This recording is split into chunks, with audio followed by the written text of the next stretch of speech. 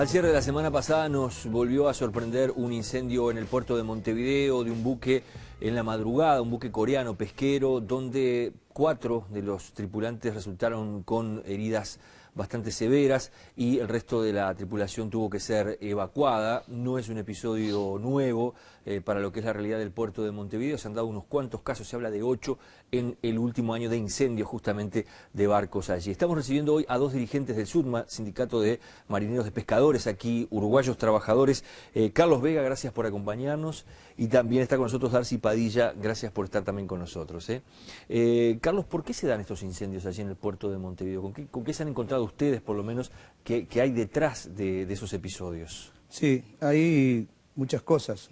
Inclusive hoy de mañana tuvimos una reunión con las jerarquías de las autoridades marítimas, donde analizábamos estas situaciones que lamentablemente se vienen dando muy seguido. Una de las cosas que creo que hay que recalcar y que la opinión pública tiene que estar en conocimiento es que lamentablemente hay muy bajos recursos que puede utilizar las autoridades marítimas para tener un mayor control de la situación, porque lo ideal sería de que hubiera un grupo de inspectores o de autoridades que por supuesto la ponen las autoridades marítimas, que controlaran estos casos. Digo, porque ¿Los controles no son buenos, Vega, en el puerto en ese sentido, a los barcos? No, los controles son buenos. El tema es que falta material humano, recursos para poder llevar un mayor control en estos buques, porque hoy de mañana hablábamos con las autoridades que es lamentable que a veces en estas ocasiones estén soldando, por ejemplo, cuando se está haciendo combustible, cuando están cerca de las tomas de combustible,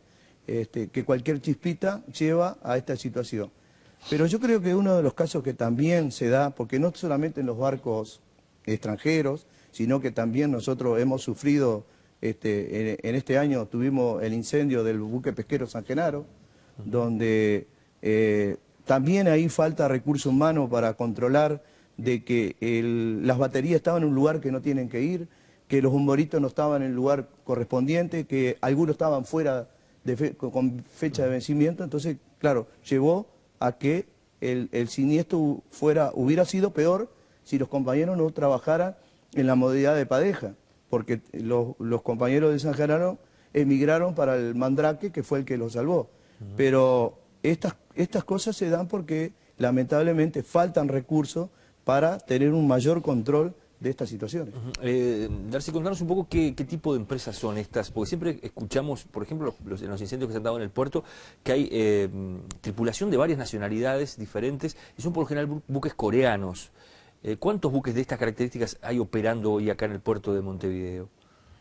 Y mira, en cuanto al tema de las nacionalidades, son varias, como tú bien dices, y el tema de la nacionalidad de los buques son varias también, porque utilizan este país como base. Pueden ser vietnamitas, chinos, coreanos, españoles, hay muchos también, porque a la misma vez, al haber la tripulación de varios países, la mano de obra es más barata. ¿Cuánto puede cobrar un marinero de estas tripulaciones para tener una idea? Y unos 200, 250 dólares por mes. Y la comida se basa en arroz y pescado. O sea, nada. Ahí ya están ahorrando una cantidad. No tienen que pagar BPS, no tienen que pagar impuestos, exonerados de todo. Tienen esa particularidad porque al ser extranjero tienen una cantidad de beneficios que los uruguayos no tienen. Carlos, estos barcos, se ha dicho por allí que no están en condiciones de operar en otros países que tienen otro tipo de controles, son países desarrollados y que por eso aparecen acá en Sudamérica, ¿es así? Sí. Hay barcos que en otras partes del mundo son obsoletos. Digo, no es nada nuevo. Digo, los barcos que operan para la Comunidad Europea tienen un año de vida de 10 años, una vida de 10 años los buques. Entonces, por lo tanto, estos barcos, estamos hablando que en algunos casos superan los 30, 40 años, que no es nada nuevo para nosotros, digo, porque Nosotros, estos barcos últimamente que han venido al Uruguay, que son barcos canadienses que tienen bandera uruguaya, oscilan en los 30 años, que están tirados en otros lados y como para nosotros son barcos nuevos, pero en definitiva para el resto del mundo son obsoletos y estos barcos también entran en las mismas condiciones.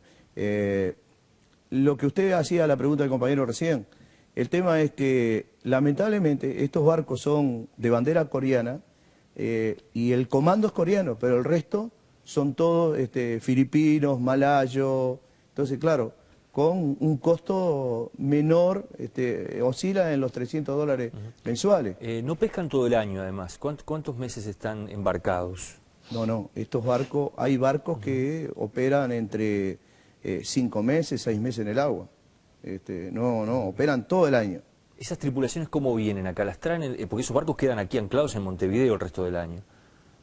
Algunos barcos, según qué modalidad. En la modalidad de barcos coreanos, que son barcos calamareros, sí, son zafrales.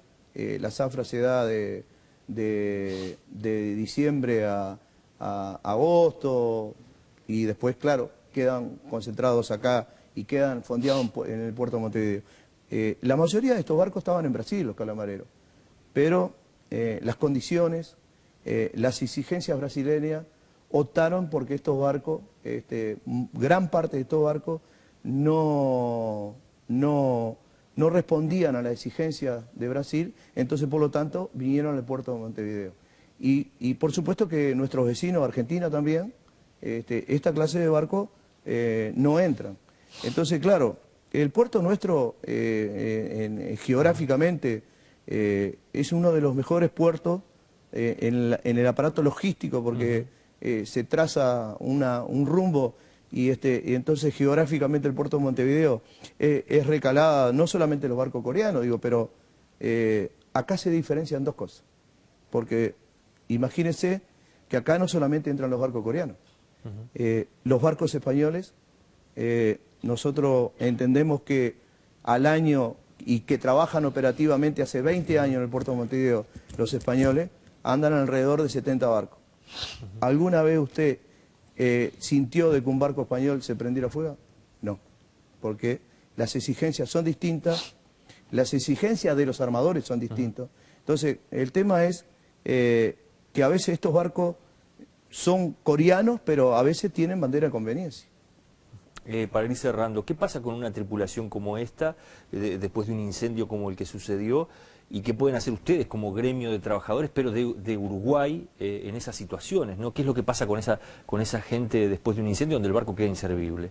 Sí, después vienen, nosotros lo tratamos como marino, pues nosotros somos marinos, no, yo por ejemplo no solamente navego, y el compañero también, no solo navegamos en barcos pesqueros, que también navegamos en barcos de ultramar, yo he tenido la posibilidad de navegar en petroleros. Yo creo que nosotros, el marino queda totalmente desprotegido, porque no es la primera vez de que suceden estas cosas y los trabajadores quedan tirados, nosotros tenemos que andar pidiendo reuniones con el Ministerio de Relaciones Exteriores, el Ministerio de Relaciones Exteriores para también poder trasladar a estos compañeros a su origen, a su país de origen.